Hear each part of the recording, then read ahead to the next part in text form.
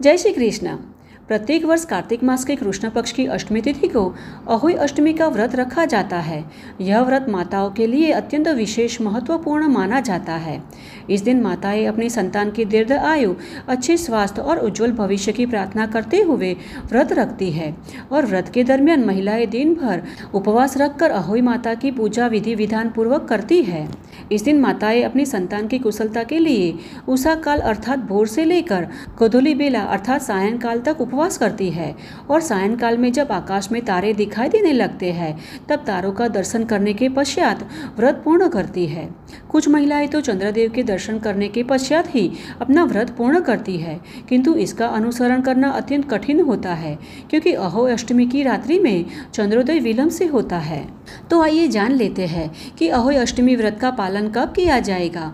इस दिन पूजा के लिए शुभ मुहूर्त कौन कौन से रहेंगे, तो अंत तक हमारे साथ जुड़े रहना और जानकारी अच्छी लगे तो लाइक शेयर और ऐसे ही वैदिक और प्रमाणभूत जानकारी प्राप्त करने हेतु इस चैनल को सब्सक्राइब भी कर लीजिएगा। तो आइए आज की वीडियो का आरंभ करते हैं। तो पंचांग के अनुसार अहोई अष्टमी 13 अक्टूबर 2025 सोमवार के दिन आ रही है। कार्तिक कृष्ण पक्ष की अष्टमी तिथि प्रारंभ हो रही है 13 अक्टूबर 2025 दोपहर 12:24 पर और तिथि समाप्त होगी 14 अक्टूबर 2025 को सुबह 11:09 पर। अतः 13 अक्टूबर 2025 सोमवार को ही अहोई अष्टमी व्रत का पालन किया जाएगा। और क्योंकि इस व्रत में संध्या समय में पूजा करने का विधान है और आकाश में तारों का दर्शन करने के पश्चात ही उपवास का पारण किया जाता है, इसलिए इस दिन अहोई अष्टमी पूजा के लिए शुभ मुहूर्त शाम 5:53 से 7:08 तक का रहेगा और तारों को देखने के लिए शुभ समय है शाम को 6:17 के पश्चात का। और जो महिलाएं चंद्र दर्शन करने के पश्चात अपने व्रत का पारण करती है उनके लिए चंद्रोदय का समय 11:20 का है। इस दिन माताएं सूर्योदय से लेकर चंद्रोदय तक अहोई अष्टमी व्रत का उपवास करती है और माता पार्वती के अवतार देवी अहोई माता की पूजा करती है। इसलिए इस दिन ब्रह्म मुहूर्त का समय है सुबह 4:41 से 5:31 का और प्रातः संध्या के लिए सुबह 5:06 से 6:21 का शुभ समय रहेगा और सूर्योदय होगा 6:21 पर तथा सूर्यास्त का समय है 5:53 का। अहोई अष्टमी व्रत करने से अहोई माता संतान की लंबी उम्र, अच्छा स्वास्थ्य और सुख समृद्धि प्रदान करती है। यह व्रत न केवल संतान के कल्याण के लिए अपितु परिवार की खुशहाली और सुरक्षा के लिए भी अत्यंत लाभकारी है। साथ ही निसंतान महिलाएं भी यह व्रत रखकर संतान सुख की प्राप्ति की प्रार्थना कर सकती है। इस व्रत का पालन करना अत्यंत कठिन है क्योंकि इसे निर्जला रखा जाता है, किंतु अगर श्रद्धा भाव से विधि विधान पूर्वक इस व्रत का पालन किया जाए तो माता की कृपा और आशीर्वाद अवश्य प्राप्त होता है।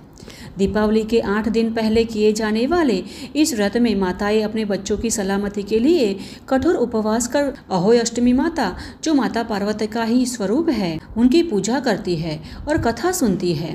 अहोई माता की पूजा में अपने घर की दीवार पर 8 अष्टकों वाली अहोई माता का चित्र बनाया जाता है। साथ ही माता के बच्चों का भी चित्र बनाया जाता है। तत्पश्चात महिलाएं कलश में जल भरकर माँ पार्वती के अहोई स्वरूप अहोई माता की कथा सुनती है और अहोई माता को दूध और भात का भोग अर्पित करती है। जिस प्रकार करवा चौथ, तीज व्रत और जितिया का व्रत किया जाता है और इसका जितना महत्व होता है उतना ही अहोई अष्टमी व्रत का भी विशेष महत्व है। ये चारों ही व्रत सुहागिन महिलाओं के लिए ही होता है। इसमें करवा चौथ और तीज का व्रत पति की लंबी आयु के लिए रखा जाता है और जितिया व्रत और अहोई अष्टमी का व्रत संतान की लंबी आयु और समृद्धि के लिए रखा जाता है। जिस दंपति को संतान सुख की प्राप्ति नहीं होती है उसे भी अहोई अष्टमी के दिन राधा कुंड में रात्रि के समय स्नान करना चाहिए, जिससे उन्हें उचित फल की प्राप्ति होती है। इस दिन कई महिलाएं चांदी की अहोई अर्थात माला धारण करती है क्योंकि चांदी अहोई की देवी शक्ति का प्रतिनिधित्व करती है। इस माला में चांदी के मोती को धागों में पिरोकर उसे धारण किया जाता है। चांदी की अहोई पहनने से सौभाग्य की प्राप्ति होती है। साथ ही जो महिलाएं अहोई व्रत का पालन करने वाली है उन्हें इस दिन नुकीली चीज़ों जैसे चाकू, सुई, खुरपी आदि का उपयोग नहीं करना चाहिए। इस दिन जो भी महिला व्रत रखती है उसे सिलाई भी नहीं करनी चाहिए और कैंची भी नहीं चलानी चाहिए। साथ ही इस दिन मिट्टी से जुड़े काम जैसे कि खुदाई भी नहीं करनी चाहिए। व्रत के दिन सोना भी नहीं चाहिए। अब अगर कोई महिला किसी कारण से व्रत नहीं रख सकती तो फिर भी उसे इस दिन तामसिक भोजन या बासी भोजन नहीं करना चाहिए। अगर अगर किसी परिस्थिति में वह उपवास नहीं कर सकती तो भी इस व्रत के नियमों का पालन कर अहोई माता की पूजा और अहोई अष्टमी व्रत कथा का श्रवण करके भी यह व्रत का फल प्राप्त कर सकती है। तो यह है अहोई अष्टमी के दिन के शुभ मुहूर्त और इस व्रत की विधि। हमें आशा है कि यह जानकारी आपको उपयुक्त होगी, तो इसे उन महिलाओं को भी शेयर करना जो अहोई अष्टमी व्रत करने के लिए इच्छुक है। तो चलिए अहोई अष्टमी व्रत की कथा के साथ फिर से मिलते हैं। तब तक के लिए जय श्री कृष्ण।